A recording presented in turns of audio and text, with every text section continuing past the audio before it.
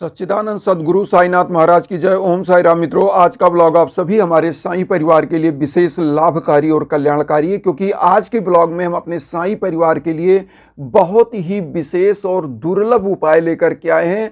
और यह दुर्लभ संयोग बन रहा है 6 जनवरी शुक्रवार को पौष पूर्णिमा के दिन। इस दिन अगर आप छोटा सा यह उपाय कर लेते हैं तो 7 जन्मों की निर्धनता समाप्त होगी, आपके दाम्पत्य जीवन की जो बाधा है वह समाप्त होगी, आपके घर परिवार में हजारों स्रोत बनेंगे धन आगमन के, और आपके घर परिवार में युवा बच्चे बच्चियां अगर सफल नहीं हो रहे हैं अपने कैरियर के क्षेत्र में, व्यापार के क्षेत्र में, या किसी भी ऐसे दिक्कत में है तो उनकी सफलताएं, उनका भाग्य खुल जाता है और उनकी किस्मत संवर जाती है। सभी परिवारों के लिए यह समग्र उपाय माना जाता है। आज इस उपाय को जो मैं लेकर के आया हूं, इसमें पौष पूर्णिमा 6 जनवरी शुक्रवार का यह उपाय बहुत ही इजी उपाय है। हमारे सभी बंधु बांधव आराम से कर सकते हैं, हमारे सभी साईं परिवार। आज के उपाय में करना क्या है, सबसे पहले आपको तैयारी कर लेना है। 5 जनवरी को ही तैयारी कर लीजिए, 6 जनवरी को आपको करना है इस उपाय को। करना क्या है, आपको यह उपाय सुबह और शाम दोनों में कर सकते हैं। आप ध्यान दीजिएगा 6 जनवरी को, क्योंकि सर्वार्थ सिद्धि का योग बन रहा है, बहुत ही दुर्लभ योग बन रहा है। और यह पौष पूर्णिमा आपके जीवन में चारों धाम के बराबर का पुण्य आपको देगी। पूरे साल भर जो आपने पुण्य किया होगा, केवल एक दिन का पुण्य अगर आप इस जो 6 जनवरी को पौष पूर्णिमा को करते हैं तो उसके बराबर होता है। तो इस उपाय को करना क्या है, आपको लेना है गाय का दूध। गाय का दूध ले लीजिए और आपको बनाना है खीर। सबसे पहले खीर घर में बनवा के रख लीजिए। आपको 6 जनवरी को जब आपने खीर बनवा लिया, खीर बनाने के बाद उसमें करना क्या है, छोटी इलायची डालिए। खीर बनाना जब बना रहे हैं आप, उसमें मेवा, किशमिश, काजू, चिरौंजी जो भी डालते हैं, बहुत ही अच्छी खीर बनाइए। और उसमें तुलसी का पत्ता डाल दीजिए। तुलसी दल डालने से भगवान विष्णु अति प्रसन्न होंगे। और माँ वैभव लक्ष्मी का दिन होता है पौष पूर्णिमा का, तो पौष पूर्णिमा में यह बना करके रख लेंगे। और 2 रोटी लेंगे। पहला रोटी जो घर का बन रहा है वह रोटी रख लेंगे, उस पर गुड़ रख लेंगे। और उसके बाद साईं बाबा को पीले आसन पर स्थापित करिए। माँ वैभव लक्ष्मी भगवान विष्णु को स्थापित करना है। आपको करना क्या है, एक घी का दीप प्रज्वलित करिए, 1 लोटा जल रख लीजिए।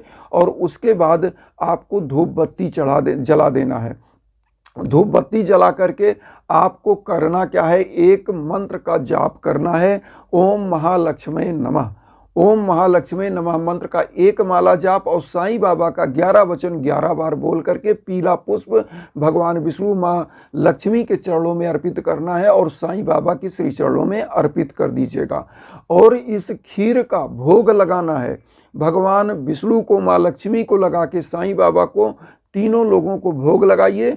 और रोटी और जो यह गुड़ रखें इसका भी भोग लगा दीजिए। एक साथ इसको रख लीजिए। अब आपको करना क्या है ध्यान दीजिएगा, आपको गौ माता को इस जो खीर है इसको जो है खिलाना है। और यह गुड़ की जो आपने भोग लगाई रोटी की, इसको भी खिलाना है।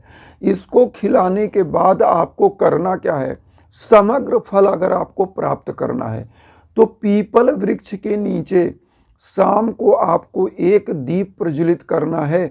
चाहे तेल का ही, सरसों का तेल, चाहे तिल का तेल, चाहे घी का दीप। और 1 लोटा जल अर्पित करिए और वहाँ पर जो है एक धूप बत्ती जलाइए। और ओम नमो भगवते वासुदेवाय नमः मंत्र का जाप करके आपको प्रणाम करना है। माँ वैभव लक्ष्मी का वहाँ ध्यान करिएगा।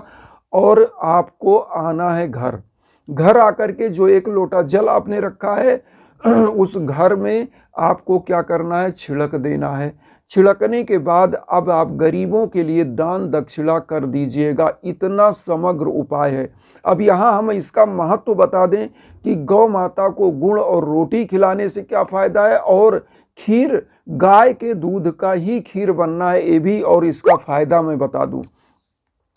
पौष पूर्णिमा का जो दिन होता है, ऐसी मान्यता होता है चंद्रमा की 16 कलाएं होती हैं और 16 कला से परिपूर्ण होता है चंद्रमा पौष पूर्णिमा के दिन। और पौष पूर्णिमा के दिन माँ वैभव लक्ष्मी धरा पर उनका आगमन होता है, ऐसी मान्यता है। और गौ माता को जब आप भोग लगाकर गाय के दूध में खीर बनाकर खिलाते हैं तो ऐसी मान्यता है कि 33 कोटि के देवता माँ गौ माता के शरीर में निवास करते, 33 कोटि के। और 33 कोटि के देवता, बहुत सारे लोग 33 करोड़ देवता बोलते हैं, या गलत है। 33 कोटि के देवता निवास करते, 33 करोड़ देवी देवता हैं ही नहीं, यह शब्द गलत होगा।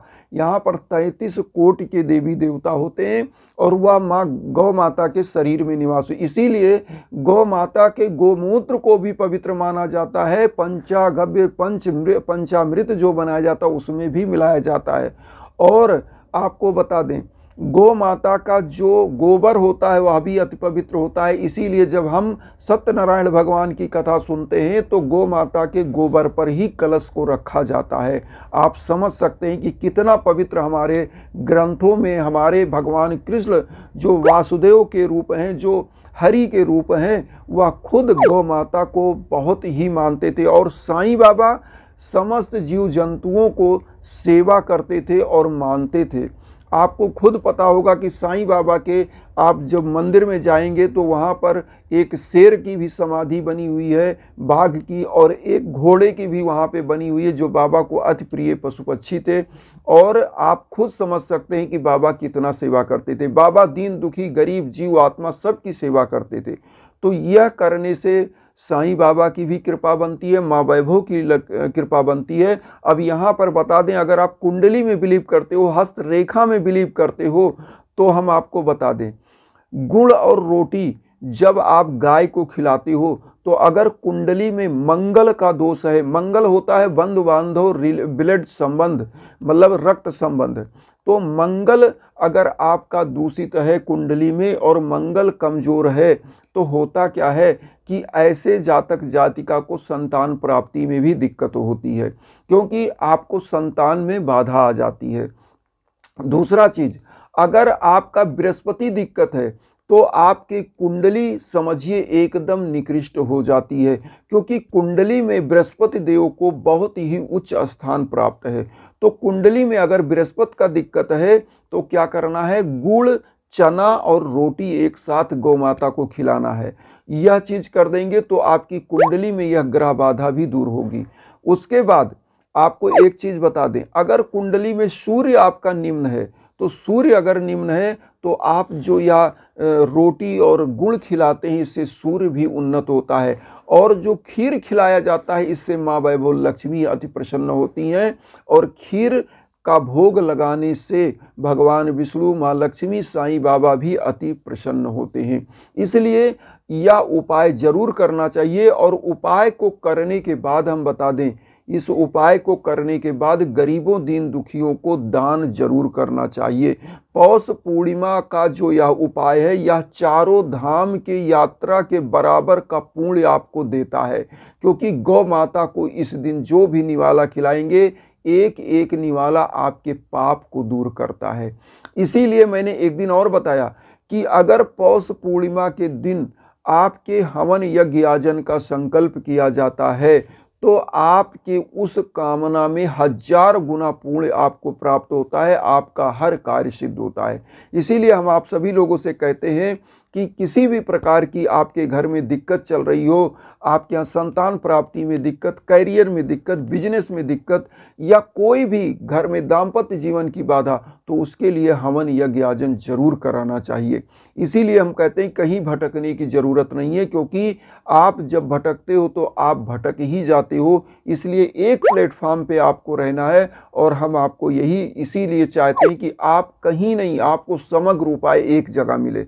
हमारा मेन उद्देश्य यही है कि हमारा साईं परिवार सुखी हो, हमारे सभी बंधु बांधव सुखी हो और विश्व में शांति आए, क्योंकि वसुधैव कुटुंबकम की भावना हम लेकर चलते हैं। और हमारा एक ही उद्देश्य है, जिस दिन हर परिवार को निवाला मिले, हर परिवार सुखी हो, हर परिवार प्रसन्नचित्त हो, यही कामना लेकर हम चलते हैं कि हमारा परिवार आगे बढ़े। तो आप लोग इंस्टाग्राम पर हमसे कांटेक्ट कर सकते हैं। कोई भी समस्या है, कोई भी बात करनी है तो इंस्टाग्राम पर आप कॉल कर सकते हैं, मैसेज कर सकते हैं।